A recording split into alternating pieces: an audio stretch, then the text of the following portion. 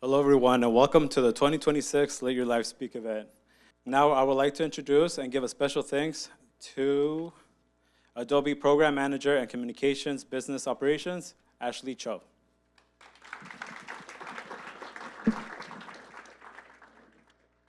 Hello.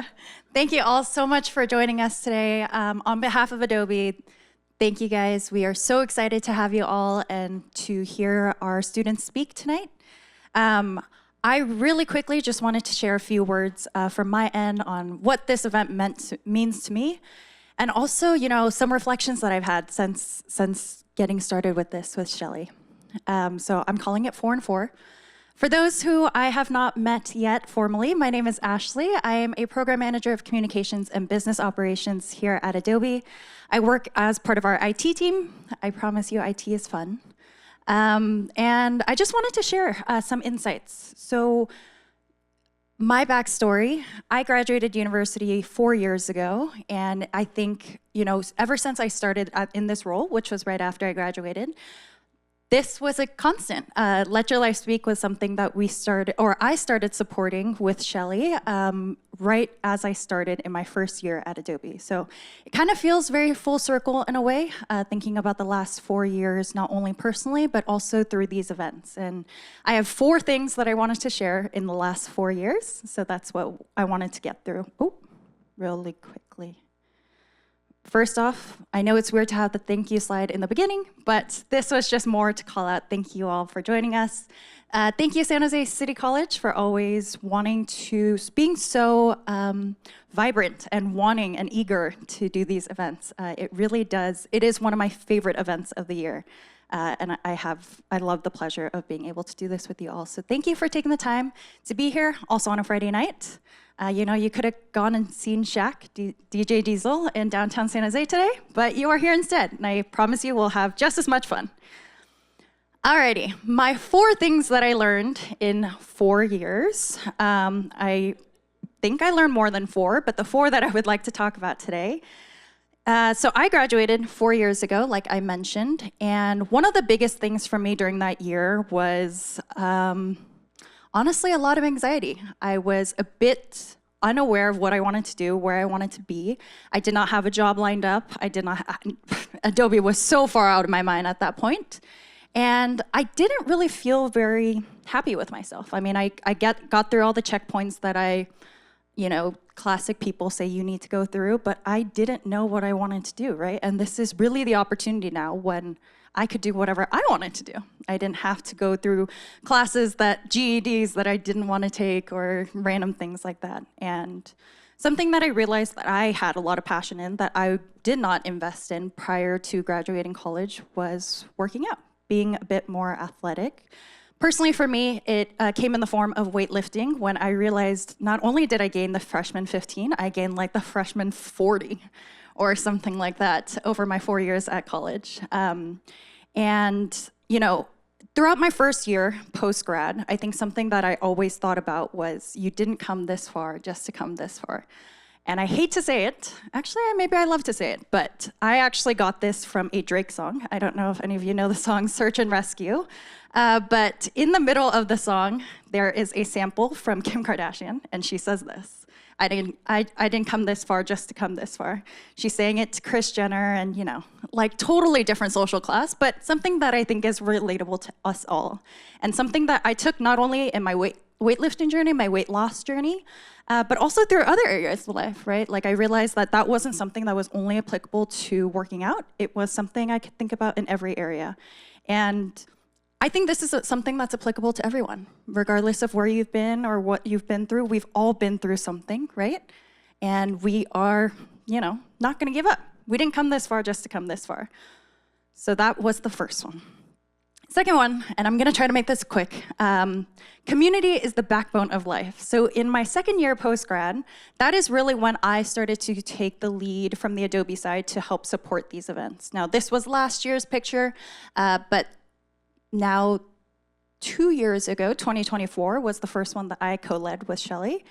And thinking about the last 4 years, I do feel like that was one of the most monumental portions, not only of this event over the years, but my professional career here at Adobe. I think being able to see everyone's stories, being able to see the camaraderie, the laughter, the connections that all the students have with each other, it is just so inspiring to see so many people from different walks of life, gone through different things, been from different areas, you know, different genders, races, everything beyond anything.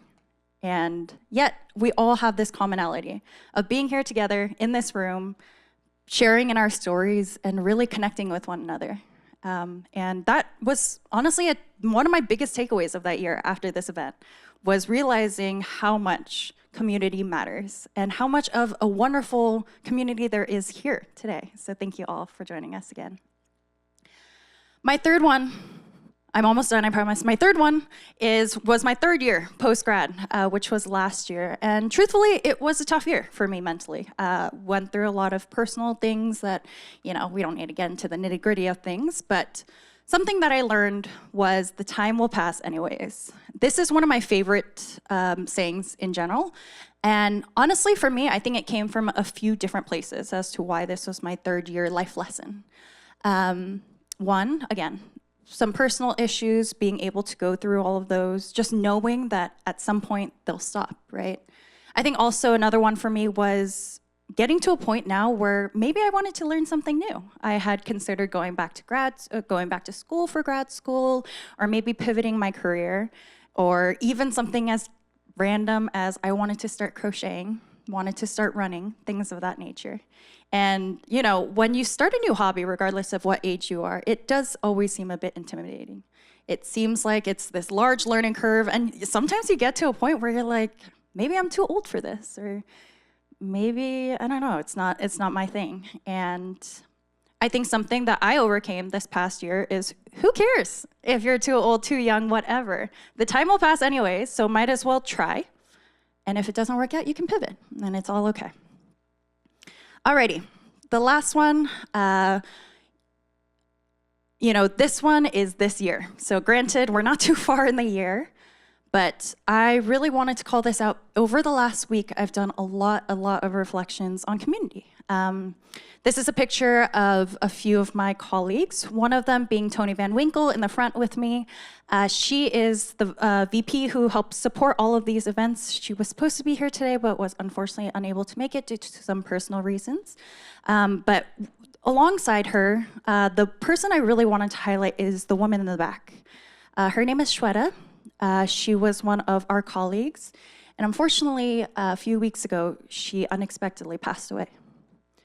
And, you know, I'm gonna try not to cry because I've done a lot of crying already about this. But one of the other reasons why I came to the San Jose office this week was to have her celebration of life. We actually did it yesterday in this room. And one of the things that I really realized during that time was how many people were just in shock of an unexpected passing like this, right? You think about your colleagues, you think about your peers, your co-students, your co-faculty, and you always assume you'll see them again. You assume that you'll talk to them again. You know, she had passed over the weekend, and so many of us spoke to her the week before, thinking like, okay, see you on Monday, like nothing was wrong, right? And I think that this week was such a reflective week for me in realizing that the future really is not promised. She was a healthy 48-year-old woman. There were no pre-existing health conditions or anything like that. But unfortunately with this, I mean, it's the unfortunate truth is nothing is forever, right? So cherish life greatly. That was something that I really took to heart this week. And not only that, I think it's a bit more full circle as well to be able to do this event here today. Because as earlier this week, we had a bit of a mourning and a celebration of life. This is really a celebration of community, of hearing so many lives across the board from all different students from different areas, different walks of life. So I really want us to try to exist here and connect with each other, say hi to your table mates that you may not know, and really cherish today. So thank you. I'm so excited to help host this with you all. And if you need anything, please reach out. Thank you so much.